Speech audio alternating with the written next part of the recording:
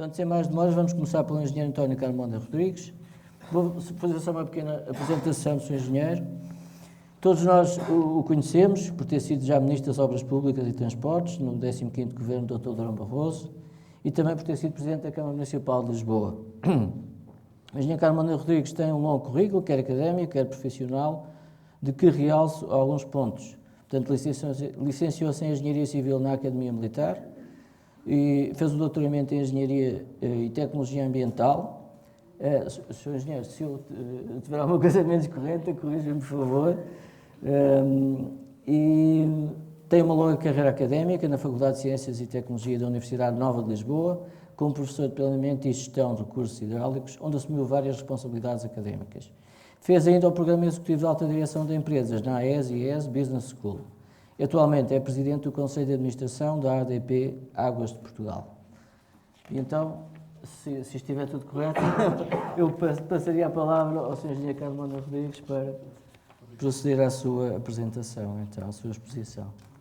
Bom, boa noite a todos. Queria agradecer o convite do Dr. João Condesso para vir aqui hoje partilhar convosco aquilo que não é bem a minha especialidade. Como sabem, para quem não sabe, a minha especialidade é mesmo água, desde sempre, mas tive pelo caminho vários outros desafios.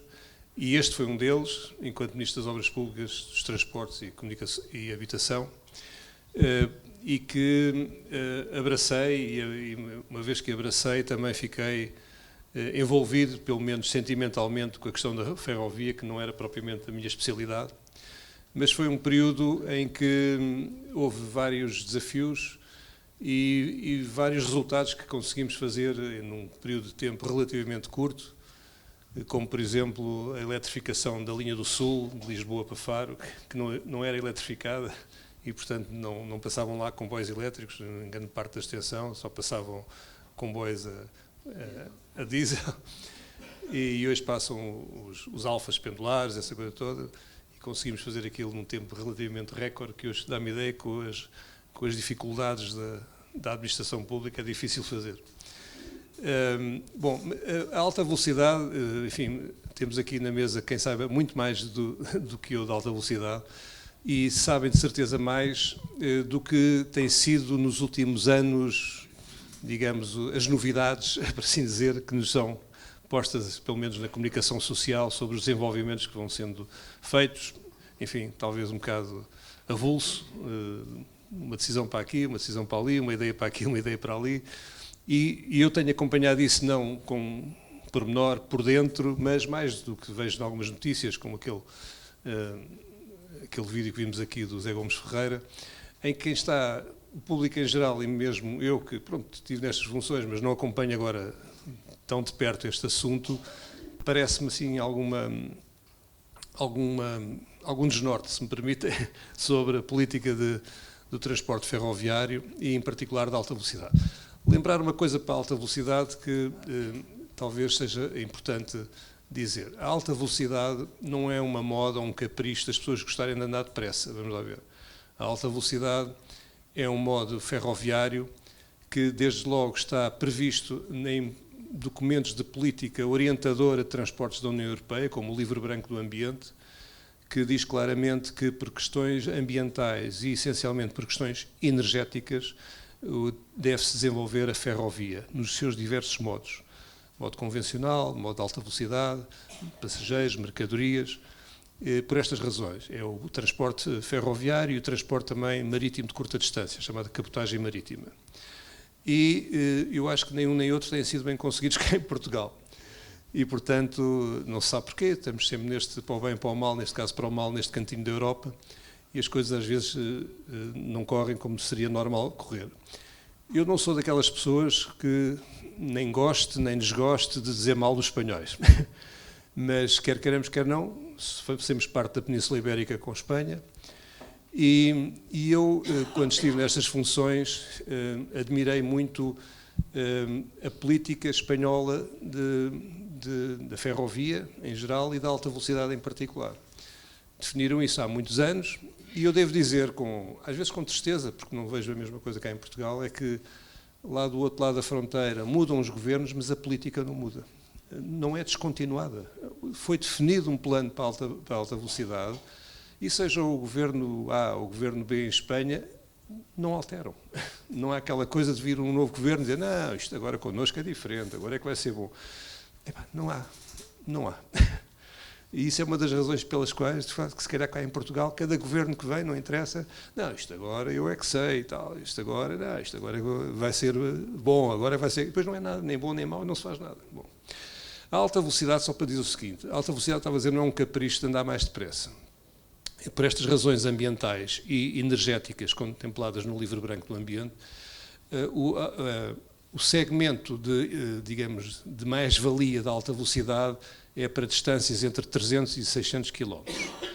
Porquê? Porque até 200, 300 km acaba por ser mais vantajoso, por assim dizer, o uso do automóvel e para cima de 600 km é o uso do avião. E, portanto, há que ter presente que, digamos, ali a margem, digamos, de vantagem da alta velocidade é para distâncias entre, mais ou menos, 300 e 600 km. Que é o que nós temos entre Lisboa e Porto, é o que nós temos entre Lisboa e Faro, é o que nós temos entre Lisboa e Madrid, por exemplo. E, portanto, estamos justamente nesta gama dos 300 a 600 km. Bom, e, portanto, Espanha começou isto antes de nós. Depois, quando começámos, até pela política europeia, a pensar que devíamos ter a nossa própria estratégia de alta velocidade, nós também não a poderíamos fazer sem Espanha, porque Espanha começou antes, e os pontos de ligação da rede ibérica de alta velocidade eram aqueles que são as ligações históricas, digamos, com Espanha. É em Viana do Castelo, é Vilar Formoso, é Elvas e é Vila Real de Santo António. Portanto, não há praticamente outra possibilidade, devido ao relevo, às montanhas, à forma, digamos, do terreno que nós temos em Portugal e em Espanha, são as ligações naturais, seja por estrada ou seja por caminho de ferro. São esses 4 pontos de ligação natural.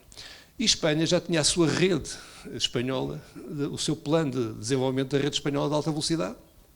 Obviamente, não tinha os pontos de ligação com Portugal, porque não lhes competia fazer isso, não é?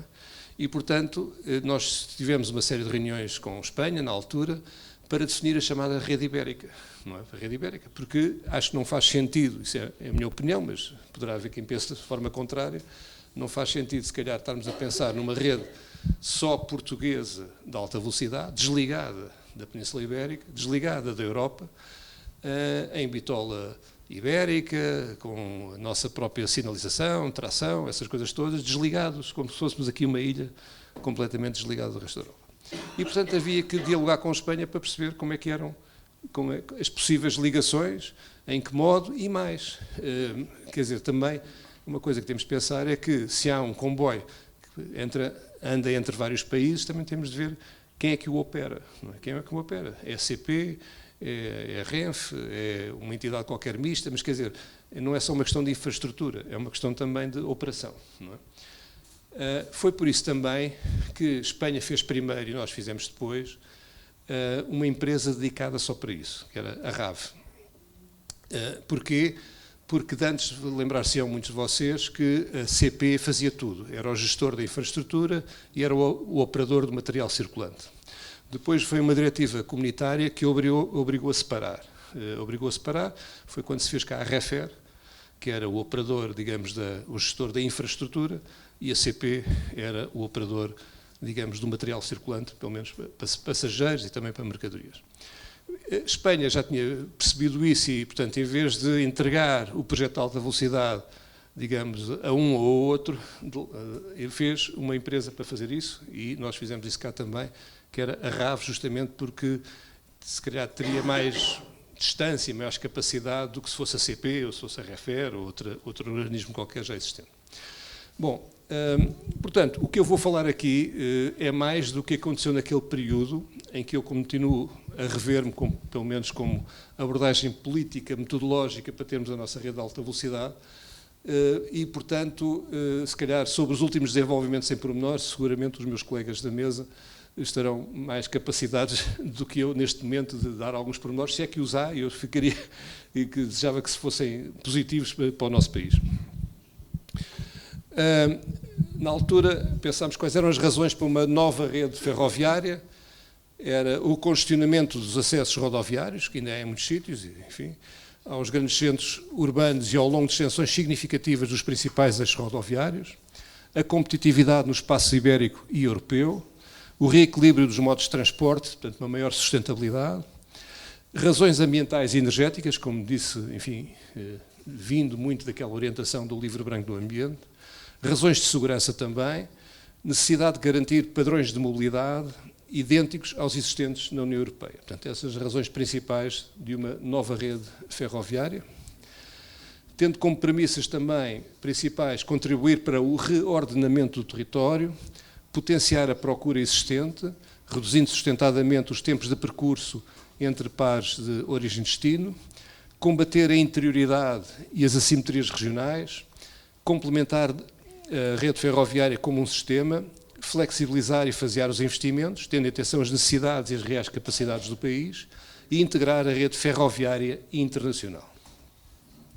Bom, dá-se depois, como vocês saberão, uma cimeira ibérica na Figueira da Foz, em finais de 2003, em novembro de 2003, em que tinha estes 4 pontos principais. Como sabem, nas cimeiras ibéricas há sempre uns pontos na agenda e uns pontos fora da agenda, que geralmente depois transitam para a próxima cimeira. Mas pronto, os da agenda eram mesmo estes, eram estes 4 pontos, e portanto era a cooperação em transportes e energia, era a cooperação transfronteiriça e segurança, eram os assuntos bilaterais e protocolos setoriais e as relações políticas institucionais. E logo no primeiro, na cooperação em transportes e energia, eram os acordos para avançar com o mercado ibérico de eletricidade, que hoje muito se fala, e a integração energética entre ambos os países, mas também, como ponto principal da cimeira, era o reforço da cooperação em transporte ferroviário, incluindo planos de ligações de alta velocidade e bitola europeia. Portanto, isto estava consagrado num acordo que foi firmado entre Portugal e Espanha. Era o José Maria Aznar, o primeiro-ministro espanhol, o José Manuel Durão Barroso, primeiro-ministro de Portugal.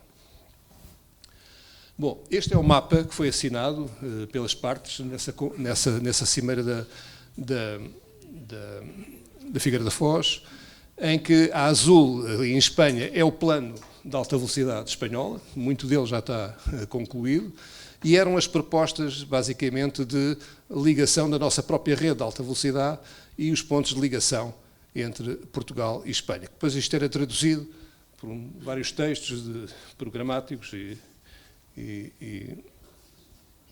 eu vou passar aqui rapidamente alguns slides para enquadrar melhor as razões que foram expostas antes e que levaram, digamos, àquela proposta, que foi o acordo mesmo que foi feito com a Espanha. Portanto, por um lado era ver onde é que havia, na altura, mais dinâmica populacional em termos de crescimento, e isso, inevitavelmente, era sempre junto à costa, digamos, desde Braga, Porto, por aí abaixo, Aveiro, Coimbra, Leiria, Lisboa, área metropolitana, Algarve. Portanto, eram os sítios que estavam a crescer mais em termos populacionais.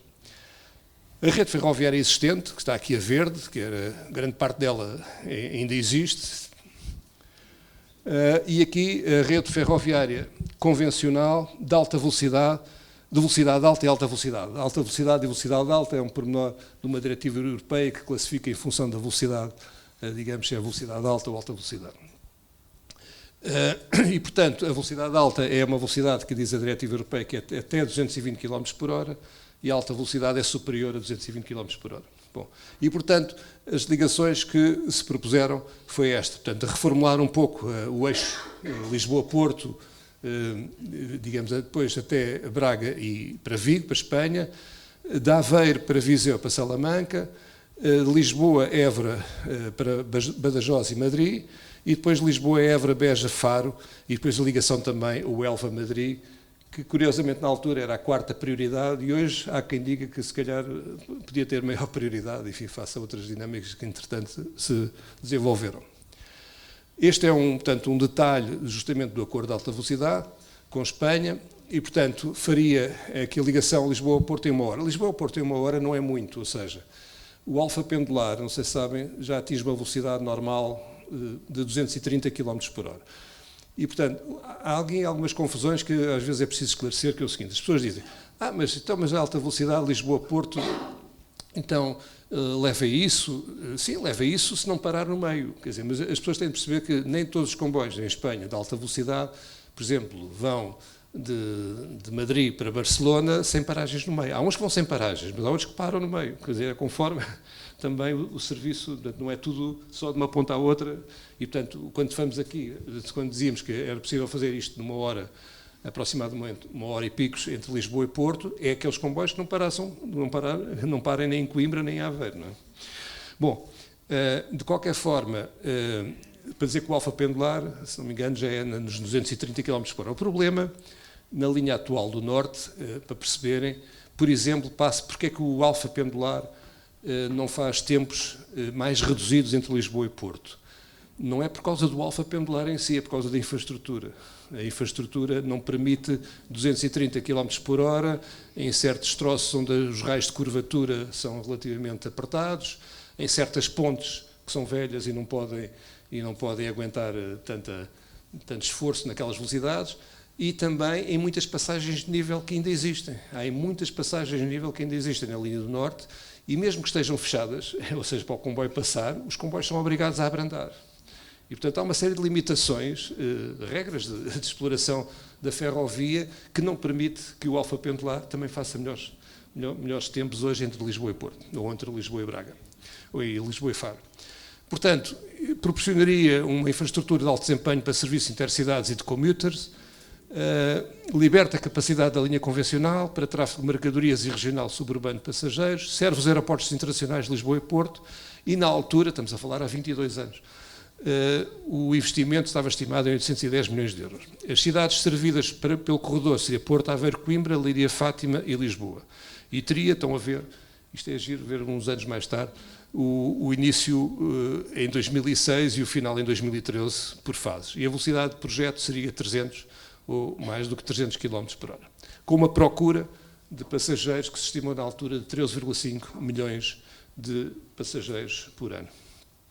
Bom, depois o Porto Vigo, com uma procura menor, ligaria em cerca de 40 minutos, ligação ao corredor noroeste de Espanha, o tal do mapa espanhol que já existia, estimularia o comércio com a Galiza, serve o aeroporto internacional de Sá Carneiro. Isto é muito importante, porque na Galiza não há nenhum aeroporto verdadeiramente internacional de longo curso.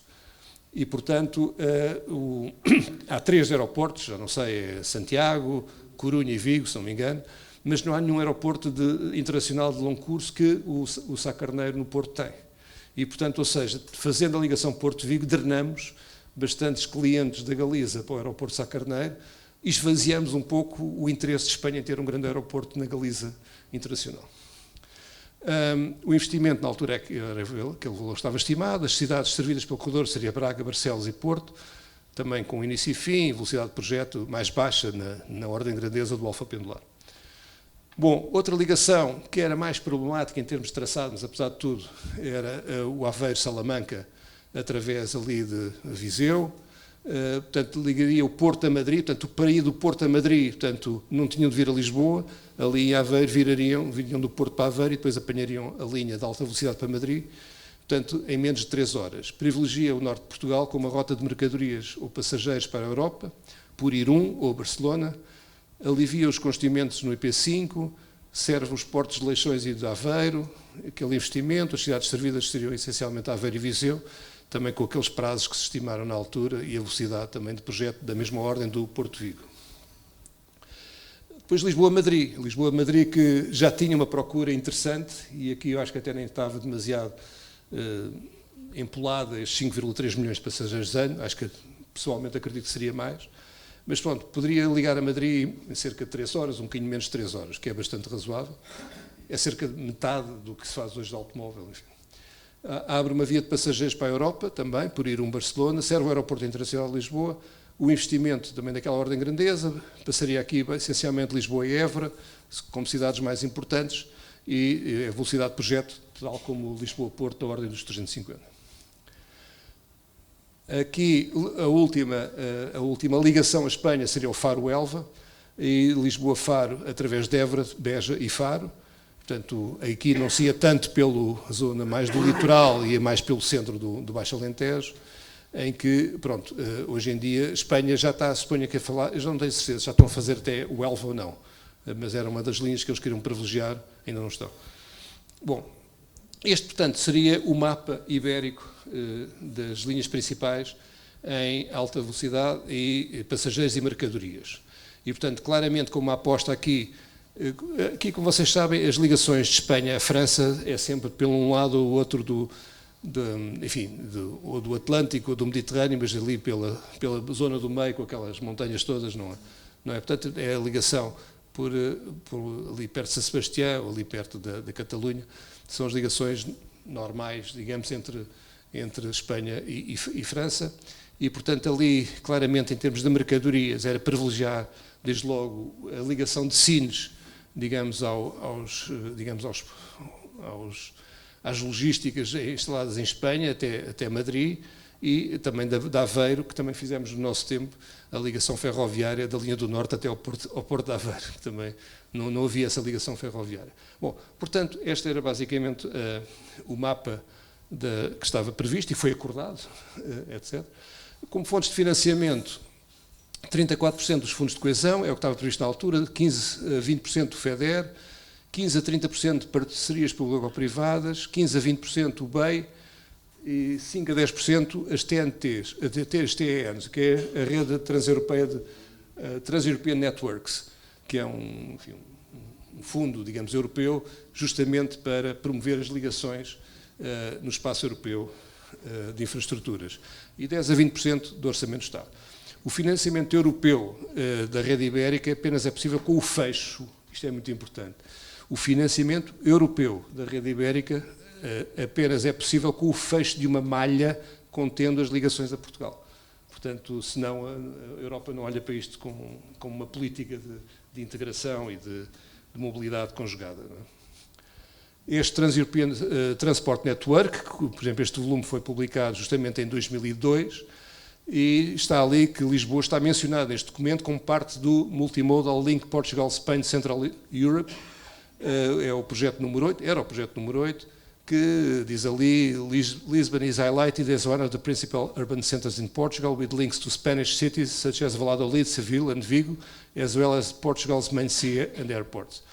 The project includes electrification, track doubling and upgrading work on railway lines, as well as construction of Lisbon's new airport at Ota. Na altura era o quê?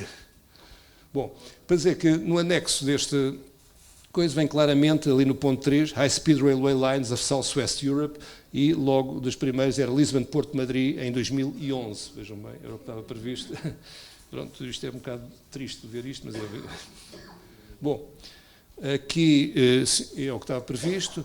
A caracterização dos impactos foram avaliados na altura em termos económicos, sociais e ambientais, na cobertura da rede de alta velocidade, portanto abrangia 56% dos concelhos de Portugal, 81% da população e 87% do PIB.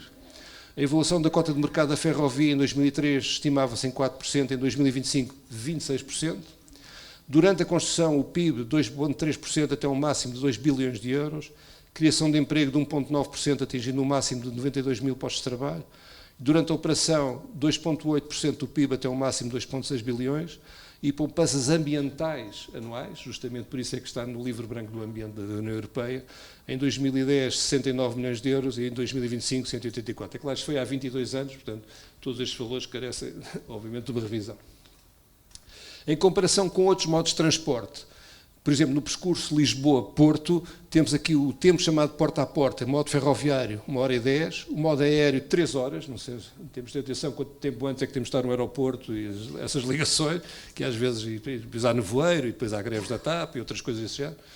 O modo ferroviário, rodoviário, 2h56, a frequência em modo ferroviário, 62 comboios, modo aéreo, 30 voos e modo rodoviário em qualquer momento. No preço, no modo ferroviário estimava-se que 41 euros, no modo aéreo 140 euros, no modo rodoviário 53 euros. Em termos de segurança, o modo ferroviário era excelente, o modo aéreo bom e o modo rodoviário fraco. Bom, depois do acordo luso-espanhol da Cimeira da Figueira da Foz, foi em novembro de 2003, o Governo de Portugal fez agora 22 anos, em janeiro de 2004, aprovou esta resolução do Conselho de Ministros, que é muito importante, do meu ponto de vista. A resolução do Conselho de Ministros, número 8, de 2024, que, enfim, são 4 páginas, aqui está só o princípio, mas basicamente diz que na sequência dos estudos para a introdução da alta velocidade foi constituída a RAV, A RAF tem por objeto o desenvolvimento e coordenação dos trabalhos e estudos necessários para a formação, não sei o quê.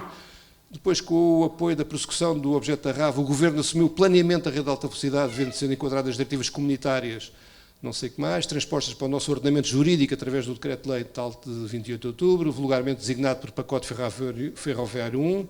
Consciente da necessidade de concretizar o trabalho de estudos entretanto realizados, o Governo propôs soluções no âmbito da 19ª Cimeira Luso-Espanhola, realizada em novembro de 2003 na Figueira da Foz, cujas decisões se revelaram estruturantes para a definição do traçado de alta velocidade na Península Ibérica. E, portanto, são estabelecidos os princípios, isto é que é importante, talvez este último parágrafo, que são estabelecidos os princípios do crescimento sustentado, da acessibilidade e da mobilidade europeia, da partilha de risco e complementariedade das infraestruturas ferroviárias que devem nortear a criação da rede nacional ferroviária de alta velocidade. Eu devo dizer que, tanto quanto é do meu conhecimento, esta resolução do Conselho de Ministros nunca foi revogada nem alterada, tanto quanto eu sei. E, portanto, suponho que estará em vigor. Se não foi, não sei, o professor dirá melhor do que eu, mas eu lembro-me que na altura, no tempo do Sócrates como Primeiro-Ministro, ele próprio houve uma altura que, publicamente, foi a buscar esta resolução do Conselho de Ministros, disse, nós temos aqui esta resolução com ministros que vai nortear a nossa política de alta velocidade. Portanto, ele próprio, Zé Sócrates, não só não pôs isto de lado, como disse, não, está aqui a Bíblia, salvo seja, do que nós queremos para o país.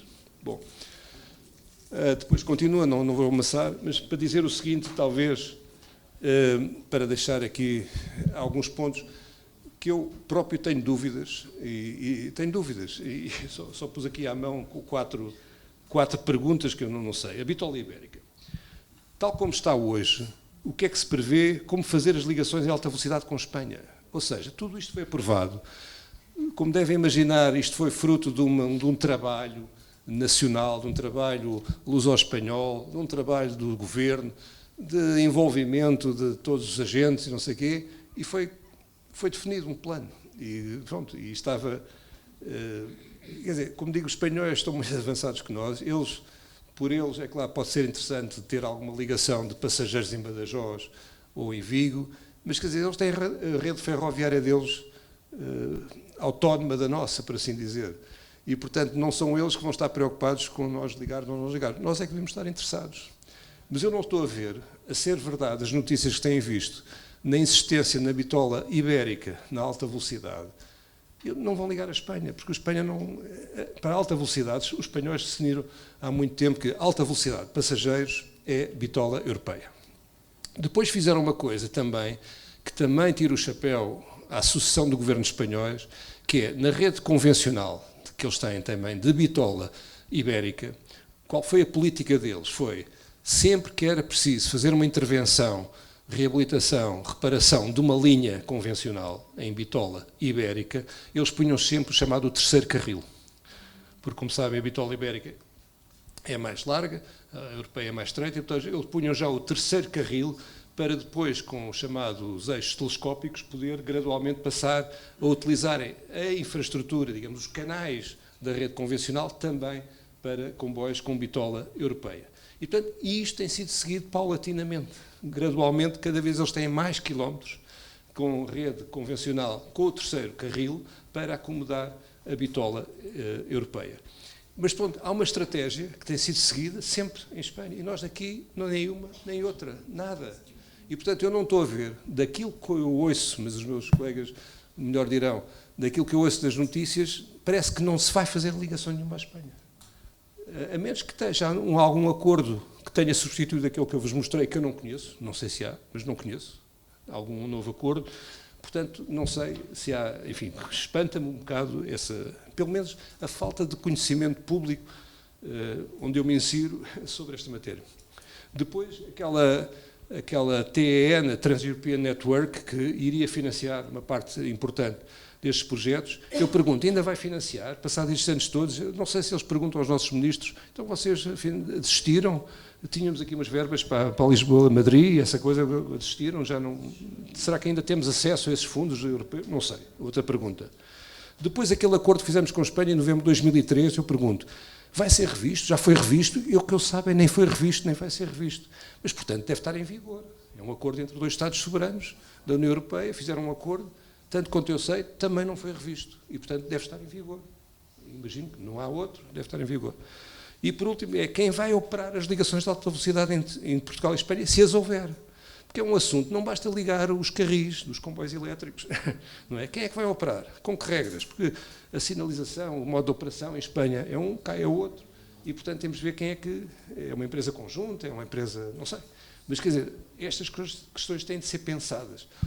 Eu, com alguma tristeza e apreensão, parece-me que estão a ser pouco ou mal pensadas, mas pronto, meus colegas melhor dirão. Muito obrigado.